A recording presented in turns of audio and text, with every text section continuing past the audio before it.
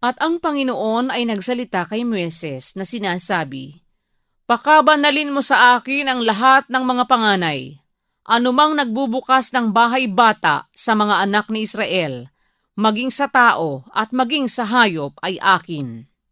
At sinabi ni Moises sa bayan, "Alalahanin ninyo ang araw na ito na inialis ninyo sa Ehipto, sa bahay ng pagkaalipin, sapagkat sa pamamagitan ng lakas ng kamay ay hinango kayo ng Panginoon sa dakong ito. Wala sino mang kakain ng tinapay na may lebadura. Sa araw na ito ay umaalis kayo ng buwan ng Abib. At mangyayari na pagkadala sa iyo ng Panginoon sa lupain ng Kananeo, at ng Heteo, at ng Amoreo, at ng Hebeo, at ng Hebuseo, na kanyang isinumpa sa iyong mga magulang na ibibigay sa iyo, na lupang binubukalan ng gatas at pulot, ay iyong ipangingilin ang paglilingkod na ito sa buwang ito. 7 araw nakakain ka ng tinapay na walang lebadura, at sa 7 araw ay magiging isang kapistahan sa Panginoon. Tinapay na walang lebadura ang kakanin sa loob ng 7 araw, at huwag makakakita sa iyo ng tinapay na may lebadura, ni makakakita ng lebadura sa iyo sa lahat ng iyong mga hangganan. At sasaysayin mo sa iyong anak sa araw na yaon, na iyong sasabihin, dahil sa ginawa ng Panginoon sa akin nang ako'y umalis sa Ehipto. At sa iyo'y magiging pinakatanda sa ibabaw ng iyong kamay, at pinakaalaala sa pagitan ng iyong mga mata, upang ang kautusan ng Panginoon ay sumaiyong bibig. Sapagkat sa pamamagitan ng malakas na kamay ay inalis ka ng Panginoon sa Ehipto. Isasagawa mo nga ang palatuntunang ito sa kapanahunan nito taon-taon.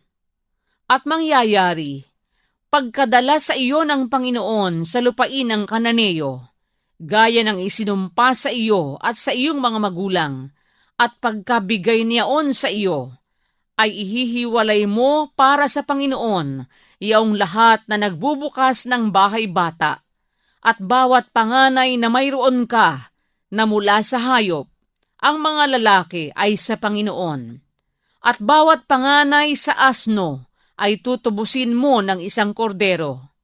At kung hindi mo tutubusin, ay iyong ang babaliin ang kanyang leeg, at lahat ng mga panganay na lalaki sa iyong mga anak ay iyong tutubusin. At mangyayari na pagtatanong sa iyo ng iyong anak sa panahong darating na sasabihin, "Ano ito?"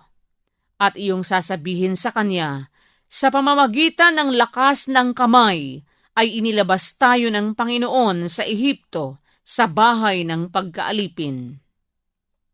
At nangyari, nang magmatigas si Faraon na hindi kami tulutang yumaon, ay pinatay ng Panginoon ang lahat ng mga panganay sa lupain ng Ehipto, ang panganay ng tao, at gayon din ang panganay ng hayop. Kaya't aking inihahain sa Panginoon ang lahat ng nagbubukas ng bahay bata na mga lalaki, ngunit lahat ng panganay ng aking anak ay aking tinutubos.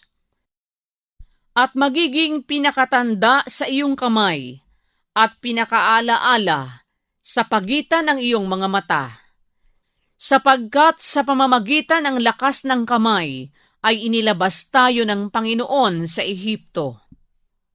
At nangyari, nang tulutan ni Faraon na ang bayan ay yumaon, na hindi sila pinatnubayan ng Diyos sa daang patungo sa lupain ng mga Filisteo, bagaman malapit, sapagkat sinabi ng Diyos, baka sakaling ang bayan ay magsisi, pagkakita ng pagbabaka, at magsipagbalik sa Ehipto.